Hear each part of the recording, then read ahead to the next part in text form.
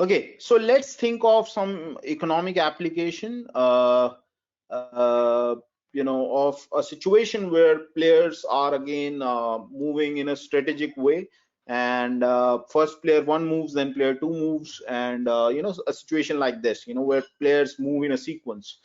So you can imagine a Stackelberg duopoly game. It's a quantity competition game. It's just like Kurno duopoly. The only difference is that in Kurno duopoly, firms move simultaneously, and they don't observe each other's choice. Okay, and they just make their move based on their guess that what other player is going to do. Okay, and then we say that we are in equilibrium if they are able to guess correctly, and then therefore they end up playing their best response to each other.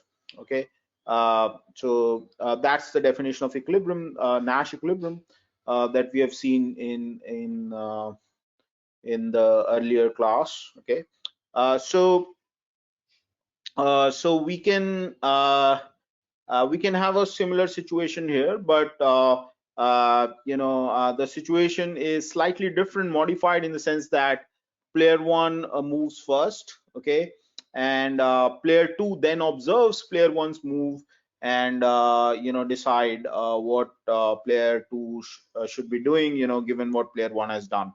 Okay, so you can if it's a quantity competition game, you can model it like this, that first firm one is going to take an action.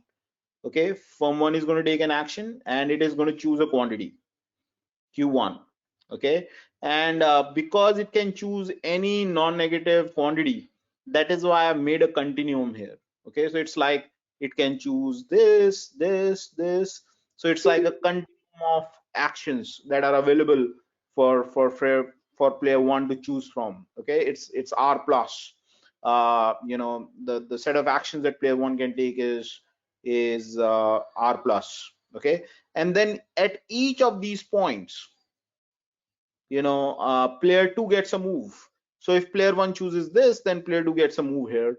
If player two chooses this, then player two gets a move here. If player one chooses this quantity, then player two gets a move here. So let's consider this point, for example. So if he gets a move here, if player two gets a move here, then player two also has a continuum of actions from.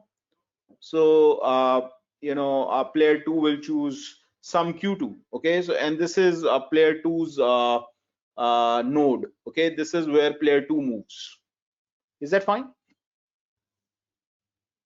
Okay, so this is how you can represent this game in the form of a tree.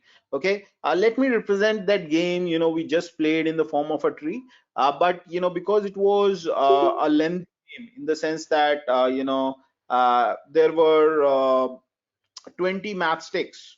Okay, so there are too many steps. So obviously you can draw a tree for it, but it's going to be really lengthy. So instead of drawing a tree for that long game, let me just draw a tree for 4 matchsticks game. Okay, suppose there are only 4 matchsticks. Okay, and I can represent this in the form of a tree. Okay,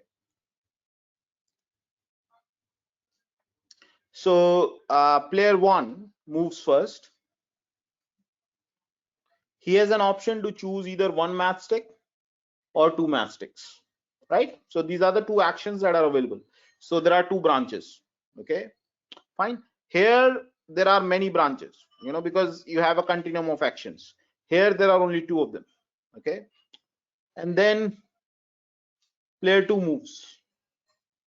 So player 2 will get a move here as well as here. If he picks 1, then he gets a move. If he picks 2, then also he gets a move. So if player 1 picks 2, how many matchsticks are left out of 4? How many matchsticks are left out of 4? 2 matchsticks.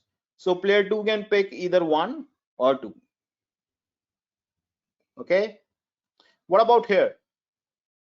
So if he picks 1, then there are 3 matchsticks left. So again, player 2 can pick either 1 or 2 in this situation.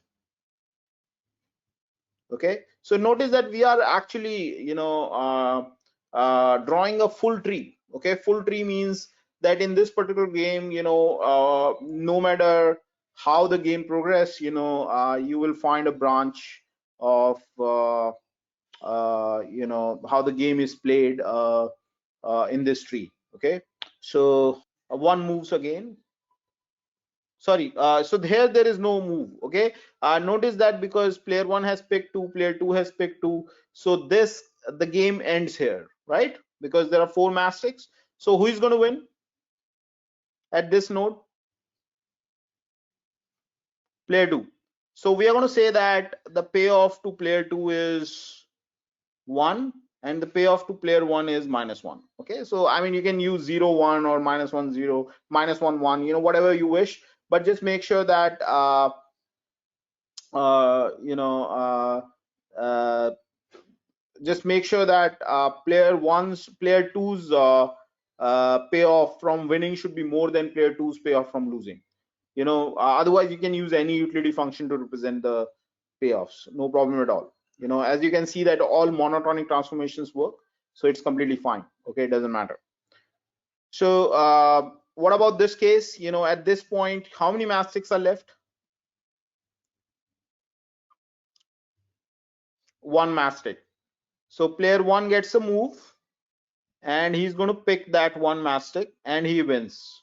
So let me write the payoffs as 1 -1. Okay, what about here?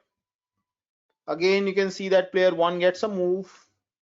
He's going to pick that one mastic and he's going to win. Okay, and what about this one? Well, player one can pick either one or two. Okay, so if he picks two, he wins. If he picks one, then two gets a move, and two has only one move to pick one, and he's going to win. Is that okay? So this is how you can make a tree of this four matchstick game. Is that clear? Okay.